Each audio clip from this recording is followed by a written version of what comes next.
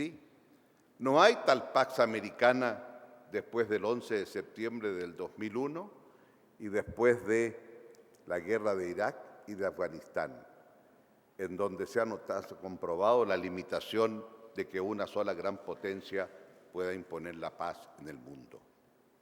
Las limitaciones están a la vista, no es necesario decirlo.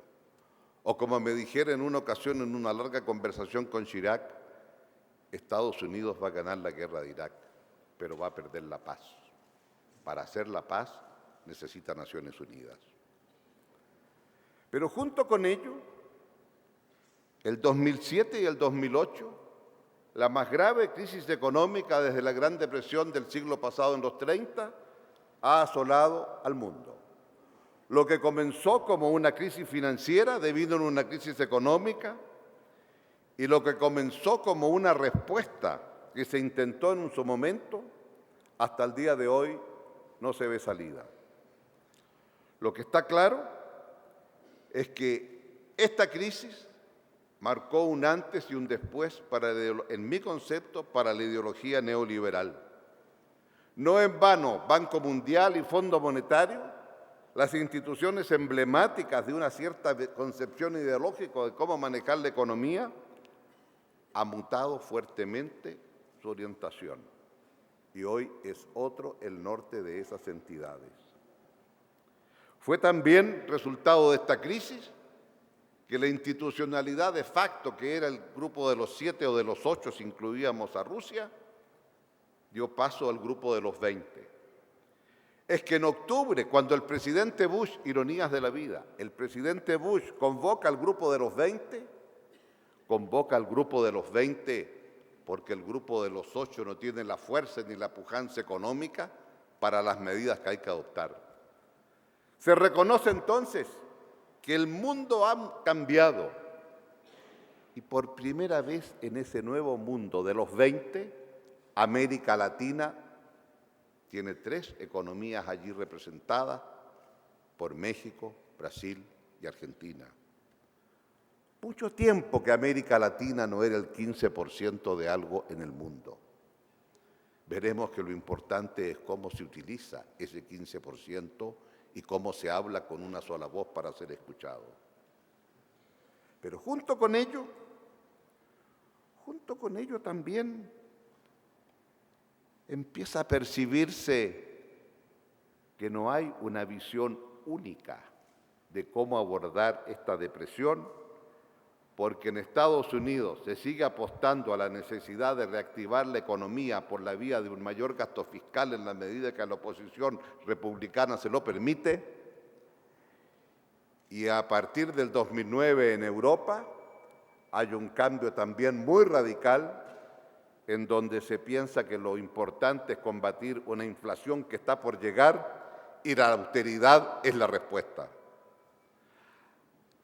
Es que la respuesta del grupo de los 20, el 2009, es una respuesta única, en que en menos de media hora se acepta que el Fondo Monetario aumente su capital de 250.000 millones de dólares a 750.000. Tengo algunos años de experiencia. Recuerdo cuando Allende me nominó delegado a Naciones Unidas en septiembre del 71 y en septiembre de 1971 reclamé cuando Estados Unidos unilateralmente resolvió que no habría respaldo en oro al dólar de los Estados Unidos. Y desde esa fecha se planteó la necesidad de tener derechos especiales de giro y desde esa fecha se planteó la necesidad de incrementar el capital del Fondo Monetario. Nunca se escuchó la demanda del tercer mundo.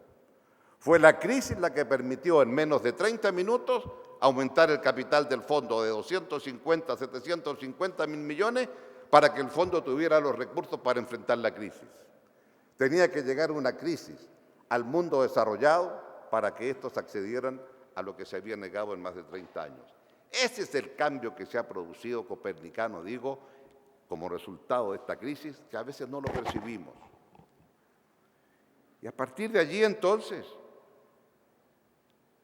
¿América Latina qué? Entonces, para el inicio de esta cátedra Cortázar, quisiera partir diciendo que hacía muchos años que América Latina no tenía un momento estelar como este. Gobiernos elegidos democráticamente, una América Latina que sale fortalecida de la crisis porque no es la misma que entró a ella. Se nos mira con respeto por nuestros niveles de crecimiento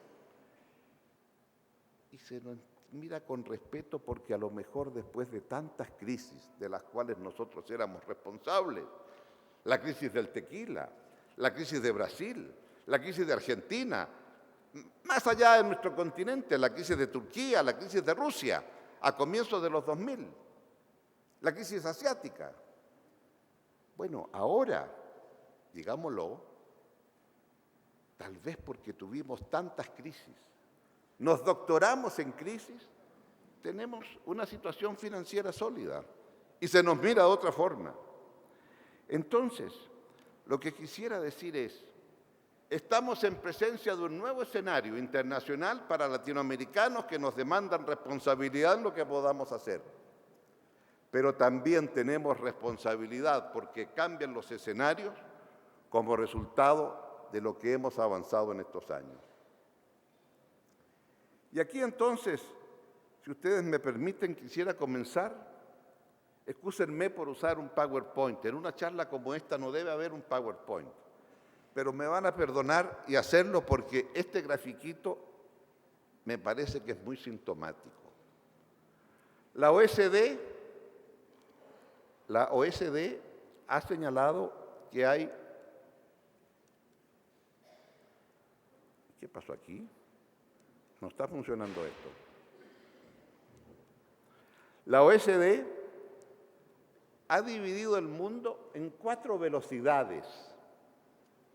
Estas 4 velocidades son muy interesantes. La primera velocidad, la de celeste claro, corresponde a los países de la OECD, los países ricos, los desarrollados. Ahí está Canadá, Estados Unidos, la Unión Europea, Australia, Nueva Zelanda. Luego está una categoría que la OECD llama países convergentes, porque son países que crecen a más del doble que los países de la OECD. Fíjese, a más del doble que la media de los países de la OECD. Son convergentes, porque si usted crece al más del doble que el otro, en un momento va a converger, lo va a alcanzar. Y ahí entonces, los únicos convergentes, China, algunos pocos en el Asia, y van a creer ustedes que este es un aviso comercial que estoy pasando. Miren ustedes América Latina, allá arriba está Trinidad y Tobago con el petróleo, y acá abajo está esta larga y angosta faja de tierra que se llama Chile. El único convergente de esa parte. Y así termina el siglo XX. Luego hay un tercer grupo de países, que son los países que están batallando, struggling. Batallando porque tienen un crecimiento mayor que la OECD, pero que no lo dobla. Y en consecuencia, ahí está el grueso de América Latina, México y todo el resto, batallando. Se crece más que la OECD, pero no lo doblamos. Veamos la próxima década, la primera década del siglo XX. Miren ustedes el mundo en la primera década del siglo XX. Mire usted lo que pasa en América del Sur. Todos menos un país convergen. Miren allá lejos, Unión Soviética, Rusia hoy, India, China, prácticamente todo el Asia. Y miren lo que ocurre en África. Sí, es cierto, esto en gran medida es el poder de compra y la demanda de China. Pero juegue usted entre estos dos mundos y verá entonces cuáles son las características que tenemos. Es muy impresionante ver esto versus el periodo anterior. Y por lo tanto,